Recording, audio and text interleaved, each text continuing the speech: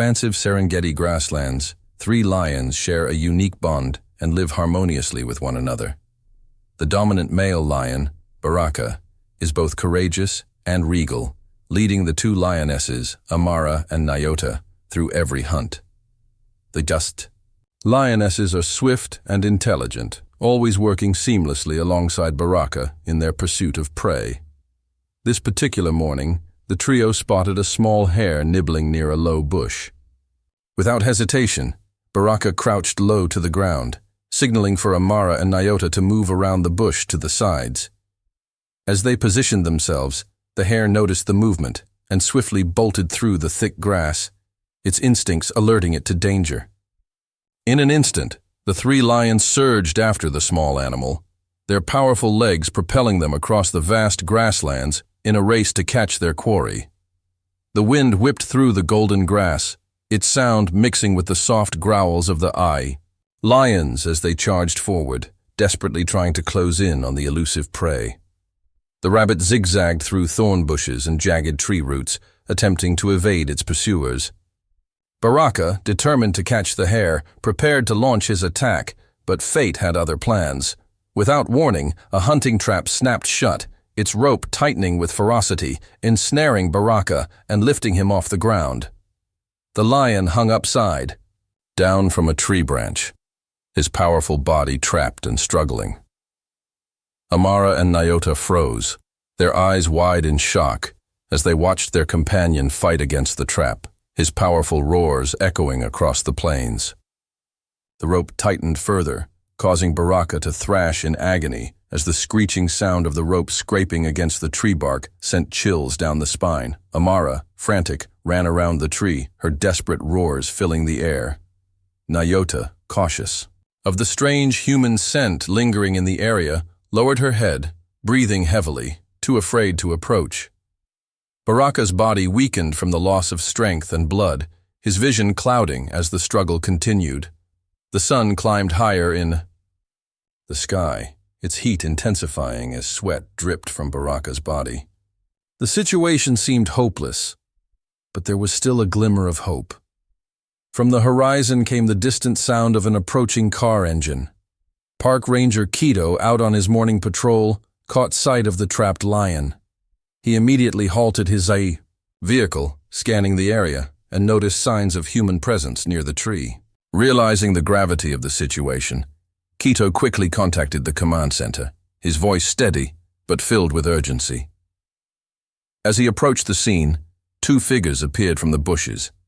Both men, wearing camouflage, held guns in their hands, their eyes shifting nervously as they observed the ranger's arrival.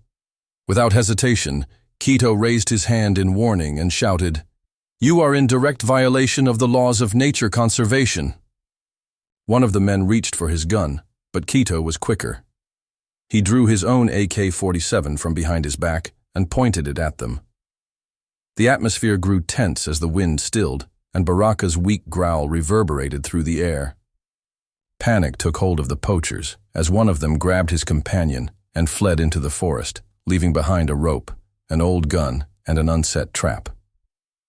Keto, determined to protect the wildlife, stayed firm. He radioed for assistance and marked the coordinates of the poacher's location. With swift precision, he moved toward Baraka, who was still struggling and breathing erratically. Amara and Nyota stood by, observing quietly, seemingly understanding that Keto meant no harm. Sensing the urgency of the situation, Keto quickly grabbed his climbing rope and tools, preparing to climb the tree. He made sure not to disturb the branches, moving slowly to avoid causing Baraka further distress. As he reached the lion, Keto could see that Baraka was barely conscious, his eyes glazed over from the pain. Gently, Keto knelt on a branch above Baraka, preparing to cut the rope that held him captive. With careful precision, Keto used specialized scissors to sever the rope, and Baraka fell softly to the ground. His body convulsed slightly, but miraculously, there were no broken bones. Keto moved quickly, checking the lion's legs and the condition of his fur.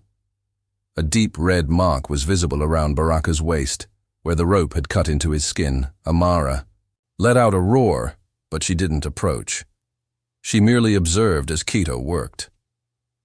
Nyota, too, stayed by, offering silent comfort by licking Baraka's wound. Quito returned to his vehicle, retrieved a first aid kit, and administered a blood circulation medicine to Baraka.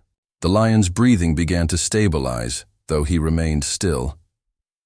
Quito wiped away the blood and carefully bandaged the injured area. The lionesses, trusting in Quito's intentions, did not react aggressively. They sat quietly, watching him. Quito then moved back to his vehicle, keeping a safe distance but monitoring Baraka's condition. The day wore on, the sun climbing higher as Quito continued to take notes on Baraka's progress. He radioed once more to confirm that the situation was under control and requested assistance to collect the traps left behind by the poachers. Despite the sweat trickling down his face, Quito's determination was unwavering. Baraka's ears twitched, and with the sound of Amara's footsteps behind him, the lion began to stir. Nyota, sensing the moment, approached Baraka, licking his cheek affectionately. After a few minutes, Baraka managed to rise to his feet, his growls soft but filled with gratitude. Quito smiled slightly, knowing the lion was recovering. A team of auxiliary rangers soon arrived to assist, nodding in acknowledgement of Quito's actions. They moved to collect the evidence left behind by the poachers. The footprints of the two men were still fresh, and it was likely they would be tracked down that same day. As the rangers worked, a young officer asked Quito, "Are you scared?" Quito simply smiled and replied, "I'm used to it. They need us." Above them, a bird circled in the sky, as if watching over the rescue. A cool breeze blew through the grass, carrying the scent of dry earth, and the tension from earlier began to dissipate. The three lions remained still, their eyes never leaving Quito, as if acknowledging the man who saved them. Quito started the car and slowly drove off, making sure not to disturb the lions. He glanced back, meeting Baraka's eyes for one last time.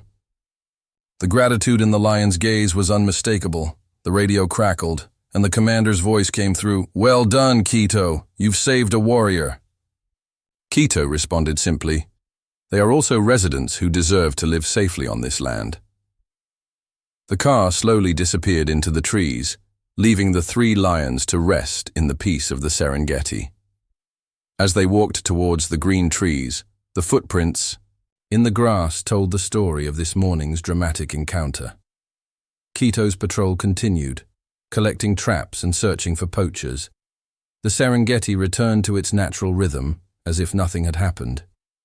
But for Quito and Baraka, the encounter would never be forgotten. Every time Quito passed by the spot where he had saved Baraka, he would pause, remembering the bond formed between them. Baraka and his lionesses continue to thrive in the Serengeti, often seen around the area. Their story, the tale of Christ and the trapped king, became a legend among the rangers. Quito, undeterred, continued his work protecting the forest, always remembering the look in Baraka's eyes that day. And in the vast Serengeti grasslands, humans and animals coexist side by side, full of love and respect for each other. Thank you for following the story. Don't forget to like and subscribe to the channel to support us.